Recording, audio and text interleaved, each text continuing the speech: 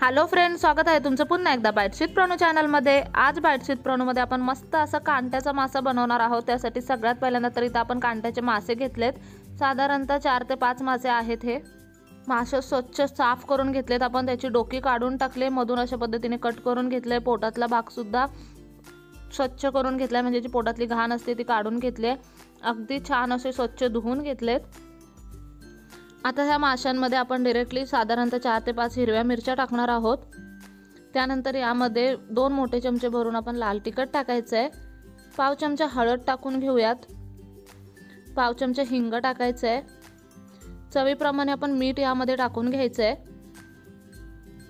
आणि त्यानंतर आपण कोकम यामध्ये टाकायचे। साधारणतः 3 कोकम आपण यामध्ये टाकलेत। 1 चमचाभर इतकी धने पावडर टाकायची आहे। आता आपल्याला थोडंसंच पाणी यामध्ये टाकायचं, म्हणजे मसाले सगळे ओले होतील आणि माशांना व्यवस्थित लागले जातील। हे मासे बनवायला ना खरंच खूप जास्त सोपं असतं। या माशाला चव तर इतकी असते ना, पण एक गोष्ट लक्षात ठेवायची की ह्या माशामध्ये ना काटे खूप जास्त असतात, त्यामुळे खूप सांभाळून मासा खावा लागतो। पण इतके चवीला असतात ना हे वाले मासे, तुम्ही नसतील कधी खाल्ले तर डेफिनेटली एकदा ट्राय करून बघा, खरंच खूप छान लागतात। आता हे मासे आपण मॅरिनेट करून ठेवलेत।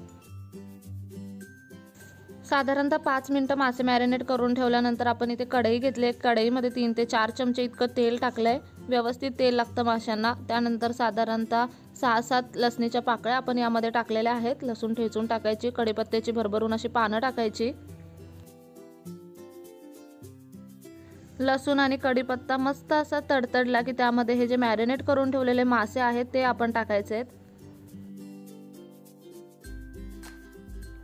आता स्टार्टिंगला हे मासे आपण हलवू शकतो, कारण की अजून हे मासे शिजलेले नाही आहेत, त्याच्यामुळे ते कडक असतात।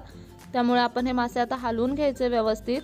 थोडंसं एक्स्ट्राचं पाणी ॲड करूयात, कारण ह्यानंतर आपल्याला हे मासे हलवता येणार नाही आहेत।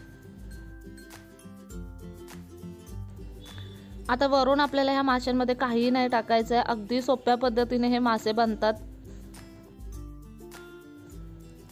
आता ह्या माशांवरती आपल्याला झाकण ठेवायचं आहे। गॅसचा फ्लेम एकदम लो करायचा आणि लो फ्लेमवरती हे मासे शिजून द्यायचे साधारणतः 10-15 मिनिटासाठी। जेवढे लो फ्लेमवरती हे शिजले जातील तेवढा मसाला छान यामध्ये मुरतो। इथे तुम्ही पाहू शकता साधारणतः 15 मिनिटासाठी हे मासे आपण शिजायला ठेवलेले आहे। मध्ये आधी एक वेळा आपण झाकण काढून बघितलंय। हे आता चमच्याने आपल्याला हलवायचे नाहीये, तुम्हाला हलवावेसे वाटले तर अशा पद्धतीने डायरेक्ट कढई हलवायची। आता एकदा हे मासे आपण पलटून घेऊयात। अगदी अलगद असे पलटून घ्यायचेत मासे। फक्त एकदाच हे मासे आपण पलटणार आहोत, नंतर अजिबात पलटायचे नाहीयेत, नाहीतर मासे पूर्णपणे तुटून जातील नाही। ह्या माशामध्ये बरेच काटे असतात।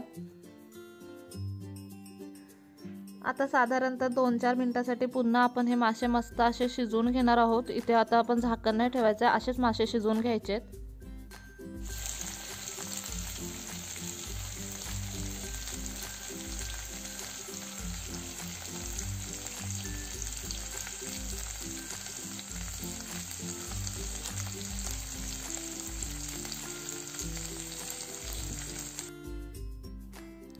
इथे तुम्ही पाहू शकता अगदी मस्त असं कांट्याचे मासे बनवून तयार आहेत। आता आपण गॅस बंद करून घ्यायचा आणि वरून भरभरून अशी कोथिंबीर टाकायची आणि ओलं खोबरं टाकायचं आहे।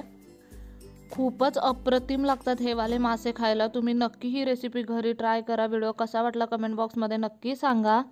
चला तर मग पुन्हा भेटू अशाच एका नवीन व्हिडिओसोबत। तोपर्यंत मस्त खा, भरपूर फिरा आणि आनंदी राहा।